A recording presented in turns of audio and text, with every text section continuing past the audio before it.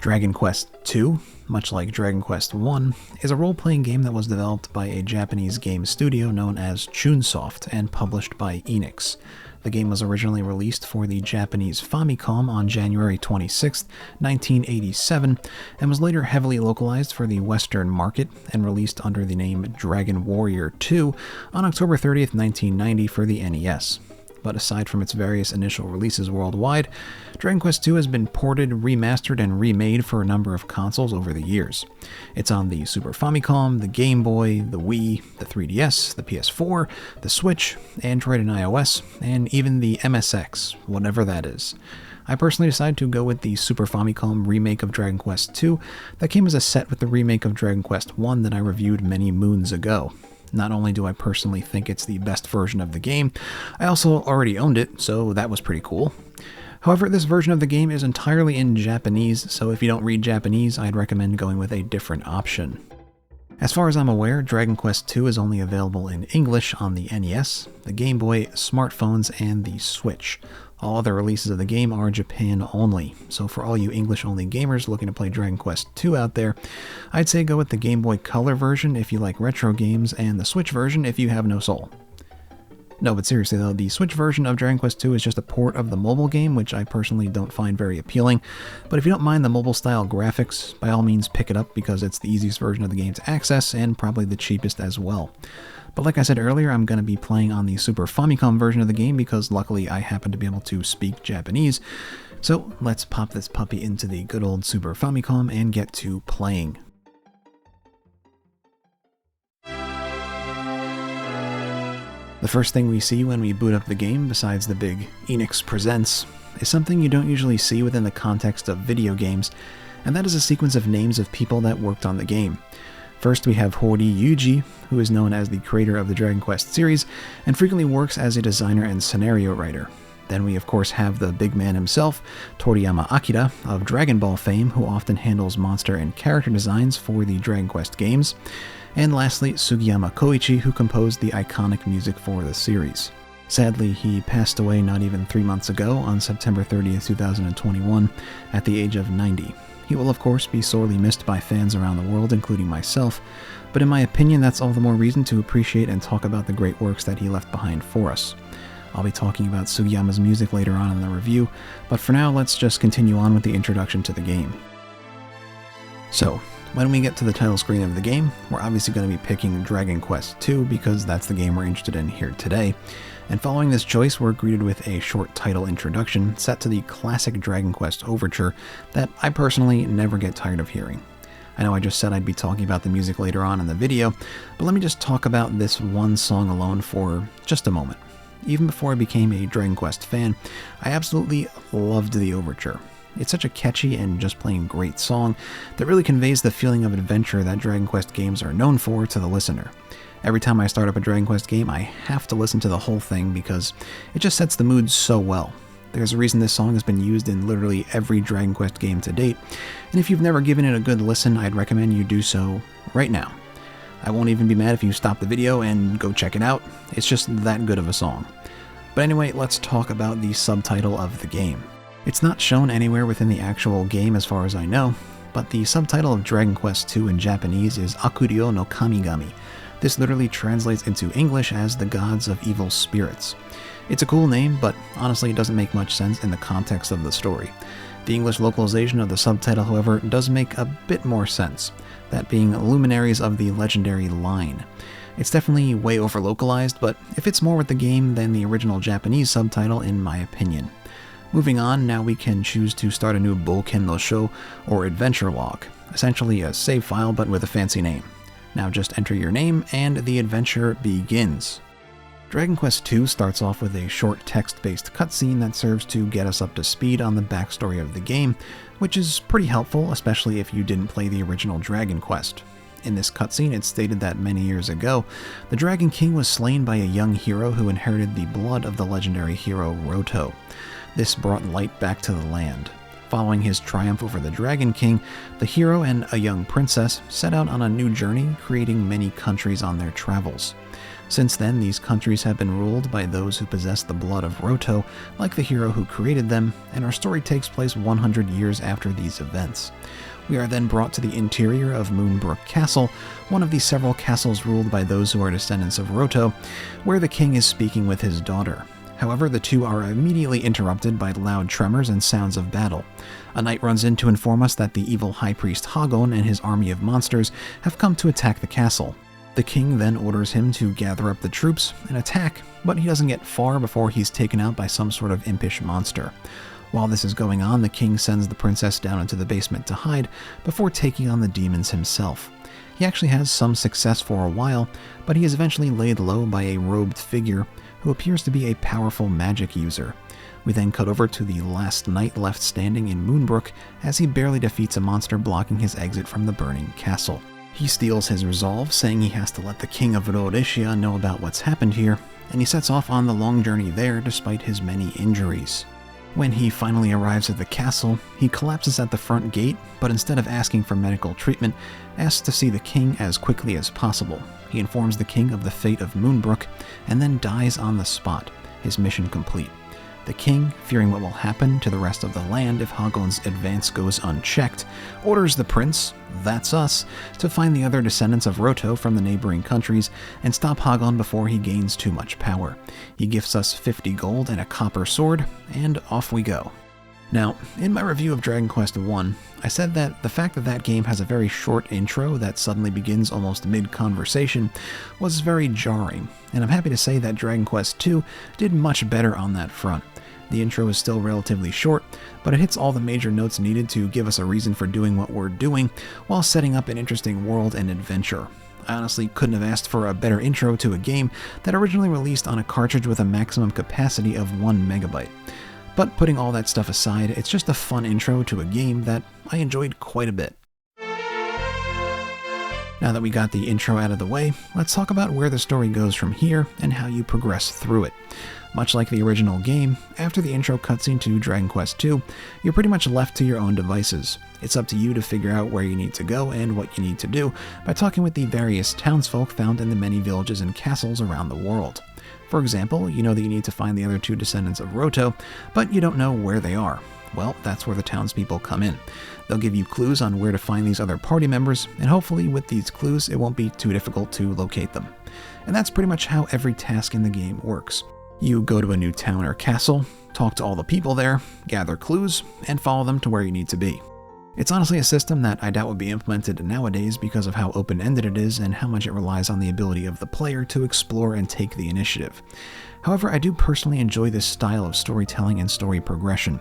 It really makes you feel like an actual fantasy adventurer wandering into a new town and talking to the locals to gather information, and I love that feeling. It's something that, in my opinion, not many older RPGs are able to get just right, but Dragon Quest does it exceptionally well. I'm also quite a big fan of encouraged exploration and hands-off storytelling in general, so this type of gameplay is right up my alley. But there is one caveat here, and that is that sometimes the developers might think they gave you enough information to figure out what you need to do, but they really didn't. Of course, I'm totally fine with a little ambiguity here and there, but when it gets to the level where I actually feel like I have no idea what to do, that's an issue. And sadly, that did happen a number of times throughout my journey in Dragon Quest II. When I found myself in this position, I had two options.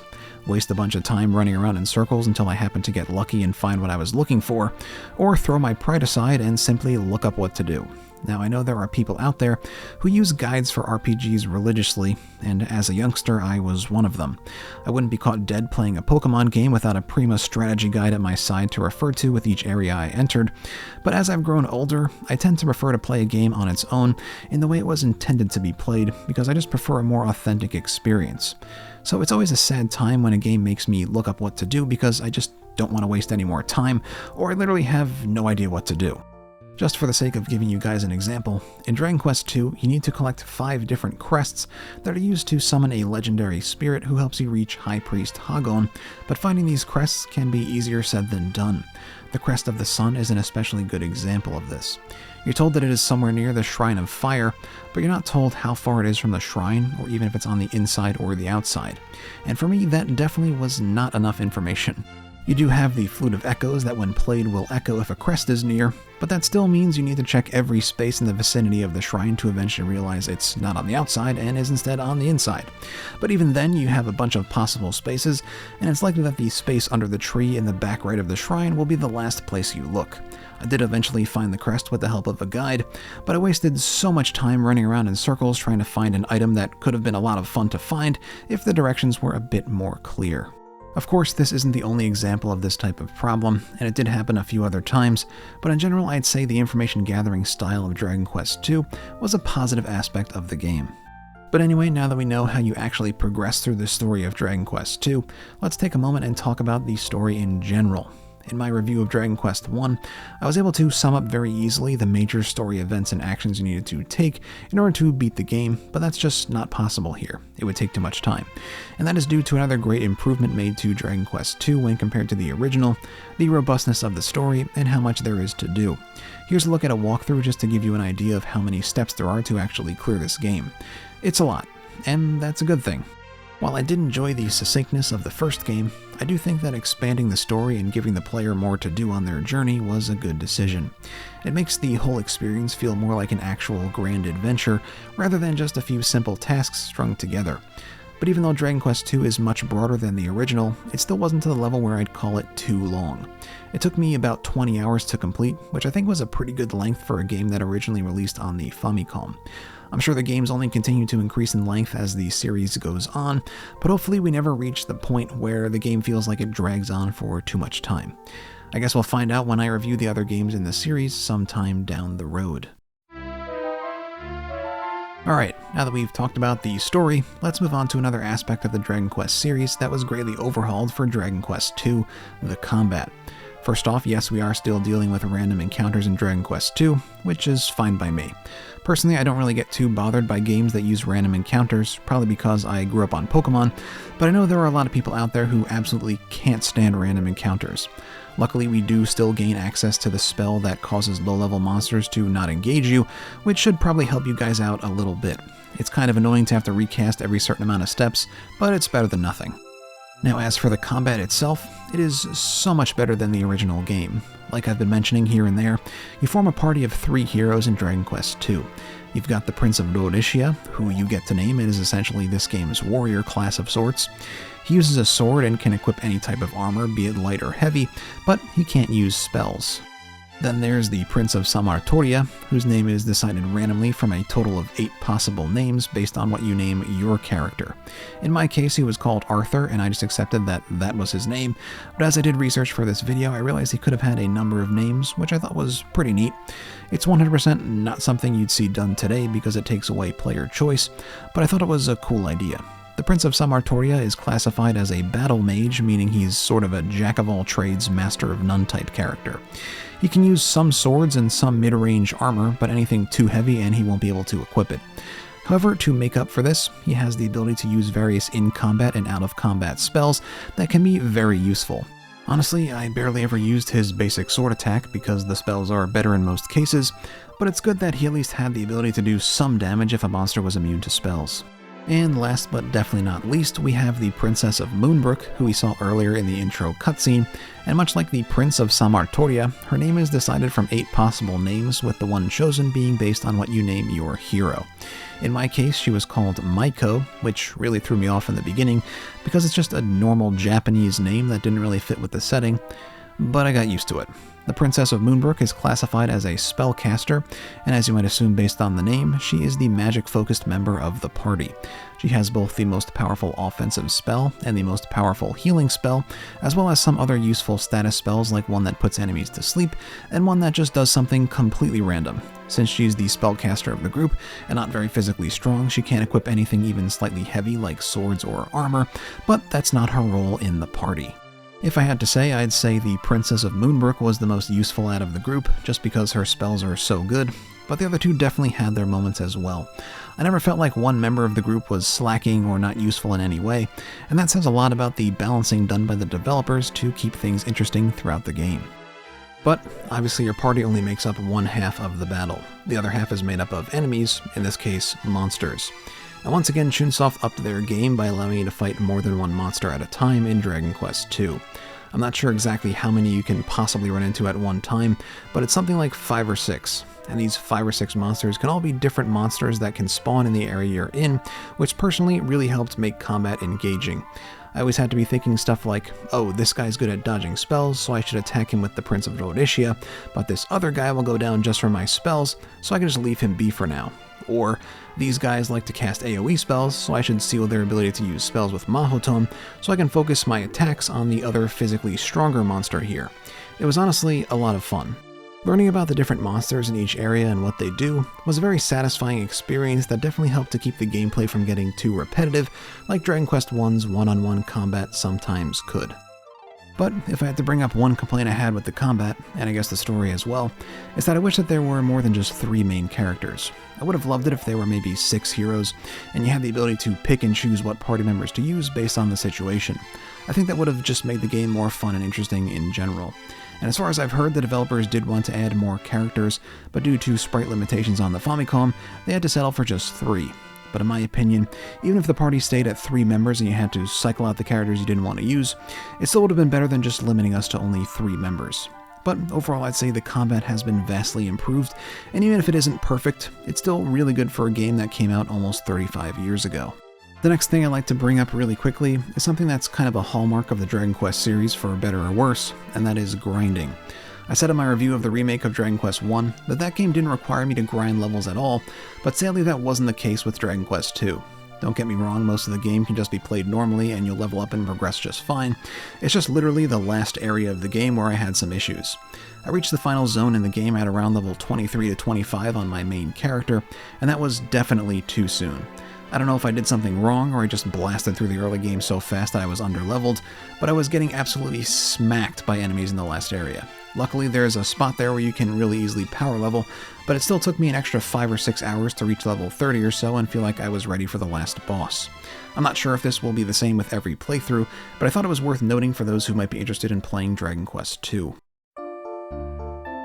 Next up, let's talk about the visuals. And since this particular remake of Dragon Quest II came bundled with a remake of Dragon Quest I, it stands to reason that the two would look very similar. And of course, that's the case here. However, if there is one thing that is very different about this game when compared to the original, it's the monster designs done by Toriyama Akira. Aside from a few iconic monsters like the slimes and the dragons, all the monsters are completely fresh designs and they all look amazing. One thing that I've noticed that a lot of fantasy RPGs do the same are the monster designs. They've all got stuff like orcs and goblins, and they always end up feeling very samey from a visual and artistic standpoint because of this, but Dragon Quest's monsters all feel so fun and original. It's honestly one of the things that surprises me the most when I play a Dragon Quest game. It's like, how does Toriyama come up with so many unique and iconic monster designs that fit with the fantasy theme well, while avoiding these stereotypes? It's a real accomplishment that I think should be talked about more than it is, at least on the Western side of things. Also, I know I've said this many times before, but I just love Toriyama's art style for the Dragon Quest games. The monsters remind me a lot of how he used to draw the original Dragon Ball, which is my personal favorite manga from the Dragon Ball universe. There's a very noticeable element of fun in each and every design, and that's what I loved so much about Dragon Ball. It's like Toriyama was just free to draw whatever he wanted, so he let his imagination run wild. And seeing drawings done in this way always makes me smile personally, which is why I love them so much. Now, as for the main character designs, we have 2 versions, one from the original cover and one from the remake cover. I much prefer the original cover designs personally because the remake ones just look a bit too cool for my taste in Dragon Quest designs. I hate to bring it up again, but it's like Dragon Ball and Dragon Ball Z. Sure, the newer designs are more detailed and would probably appeal to a wider audience, but I prefer the more fun and cute style of the Famicom designs. They also just match the in-game sprites more, which helps make the connection between 2D pixels and hand-drawn art. Of course, the new designs are still good, but I just prefer the originals. Now let's take a look at the ending of Dragon Quest II. Like I said before, one of your major goals in this game is to collect 5 crests. These 5 crests are used to awaken the spirit Rubis, who is enshrined in a cave in the middle of the ocean for some reason. When Rubis awakens, she offers you a charm that when used will break any illusion that Hagon would try to fool you with. Which is really helpful because that's exactly what happens. When you finally make it to Hagon's castle in the mountains, you're shown an illusion of your castle where all the people love Hagon unconditionally and try to convince you to love him too. When I first entered this illusion, I actually walked back out of the castle because I thought there had to be some sort of mistake or something, but once I understood what was going on, I actually found it really cool. It was a pretty good twist at the end, and even though I knew there was some sort of illusion coming, it still ended up surprising me. But anyway, you use the charm to break the illusion, and then you find yourself in the real castle. And the real castle, I'm sorry to say, was pretty boring when compared to other dungeons in the game. The only interesting part is the first floor, where you need to figure out to use a statue you got a while back for a completely different task, but once you do that, it's just a leisurely walk up to the top. Of course, the enemies are strong, but you barely run into any of them because the floors are so simple to climb. I did die once to the mini-boss before Hagon, but on my second climb I didn't even see any other enemies, it was so easy to navigate. And on the second try I was able to reach the evil priest himself as well with little trouble. The Hagon fight was your classic Dragon Quest quote-unquote last boss fight, where it almost feels off how easy it is. You then realize once you beat him that he was just the warm-up. The real last boss is Shido, the evil god of destruction that Hagon was trying to summon. Oh, by the way, he was trying to summon an evil god if you didn't know. I sure didn't until the very end of the game, but it worked as another nice twist.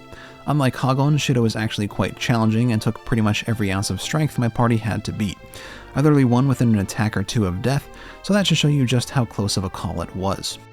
But at the end of the day, I was triumphant on my first attempt, and I'm pretty proud of that. It's all thanks to the 6 hours of grinding I did the previous day. Thanks, Chunsoft! But after you defeat Shido, the world is once again freed of monsters and darkness, and all the land returns to peace.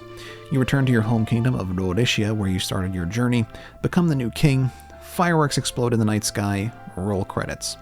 It's definitely a very Dragon Quest ending, and I do like that. Although it is a bit corny, I think there is a good deal of charm in that corniness as well. And that kind of sums up the stories of the first two Dragon Quest games in my opinion. Corny at times, but also very charming and fun. The only thing I didn't like about the ending of the game, oddly enough, was the design for Shido. I thought it was a bit too weird even for a Dragon Quest game. I felt like it should have been more towards the side of scary because he was supposed to be an almighty evil god of destruction. You can't get much scarier than that. Of course, I didn't hate the design, I just thought it was a bit out of place. But overall, I did enjoy the ending of my journey in Dragon Quest II. And last, but definitely not least, the music. And if you couldn't tell by the way I gushed about the overture, I adore Dragon Quest music. And Dragon Quest II is no different. Typically, while I write my reviews, I like to listen to the soundtrack of the game I'm reviewing to put me in the right mindset, and one thing that I noticed while listening to Dragon Quest II's soundtrack all this time is just how broad the range has been expanded. There's solemn pieces, upbeat pieces, spooky pieces, wacky pieces, you name it. The range here is truly impressive when you think about the storage limitations of older consoles when it comes to music, as well as the sounds available to a video game composer at the time. But it's not just the range, the individual songs are all great as well. Some of my personal favorites are, of course, the town music, the overworld theme, and the main menu music. I personally have a tendency towards upbeat video game music, so that's probably why I love these particular songs so much, but the whole soundtrack is full of classics. There's just something about Dragon Quest music that feels different to the way other JRPG soundtracks and just video game soundtracks in general are composed. I honestly think it's just how much fun Sugiyama had with making music for the Dragon Quest series. I know I just said it about Toriyama, but it's true. I mean, look at every picture of the man. He was always smiling from ear to ear, and based on the interviews I've seen of Sugiyama, he really seemed to love making music for Dragon Quest as well. And that can be felt through his work when you play a Dragon Quest game, in my opinion.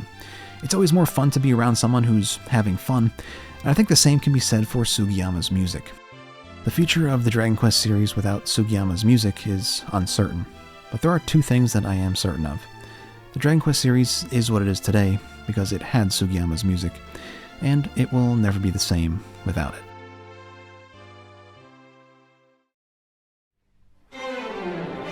Dragon Quest II took what made the original Dragon Quest so iconic and fun, and built upon that foundation in almost every area of the game to make something that's truly a joy to play in my opinion. The game exudes fun in everything it does. The music, the character and monster design, the combat, it's all just good fun. Of course, there are some issues here and there, like the grinding towards the tail end of the game, the smallish roster, and the odd design for the last boss, but those are all pretty minor issues. Overall, the game was a blast and a half, and I definitely recommend you try it out if you're even a little bit curious. Like I said at the beginning of the video, the game is available in English officially on the NES, the Game Boy Color, mobile devices, and the Switch, as well as pretty much everywhere else in Japanese, so there are some options here. Also, I just checked and there is an unofficial English translated version of the 2-pack that I played on, so honestly, just play that one if you don't care about pirating. But anyway, thanks so much for taking the time out of your day to watch all the way to the end of the video. It really means a lot to me. I know this was an extra long review, but I hope you guys still enjoyed the ride nonetheless. If you did happen to enjoy today's video, consider giving it a like. It's always greatly appreciated and helps me out a ton. And if you want to see more content like this in the future, consider subscribing as well. Thanks again for watching, everybody, and I'll see you in the next one. Hack out.